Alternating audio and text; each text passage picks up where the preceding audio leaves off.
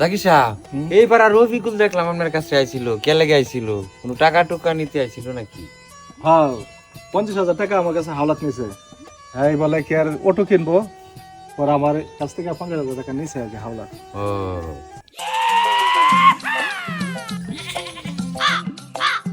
শুনেন যে হেলবা 50,000 টাকা নিয়েছিলাম, যেন 20,000 টাকা এই মিয়া ভাই দেন তো, একটু আগে 50,000 টাকা হাওলাত দিছে, এখন আবার 20,000 টাকা হাওলাতের জন্য হয়েছে। মানুষের উপকার করা মানে ফিরে সাল তুলে নেওয়া এই ব্যবস্থা করছে। শুনেন না ভাই আপনার কোনো কথা কই না, আমি আর 20,000 টাকা আমি দিতে পারবো না। সৌরভ ভাই জি এলা কথাটা বুঝছে না। আমি এলা ভাবতেছে টাকা পুনরায় আবার নিতাম আইছিলাম, কিন্তু না এটা না, আমি 20,000 টাকা বেশি পাইছি গুণা 50,000 টাকার মধ্যে, এর মধ্যে আইছিলাম এলারে টাকাটা ফেরত দিতাম। এলা কইতেছে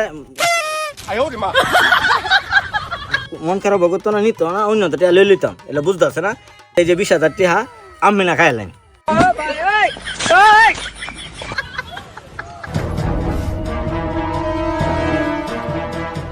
জাকির সাহেব, আমি কি বোন, আমি রফিকুল একটা চা খাওয়া খেয়ে বসেন বসেন।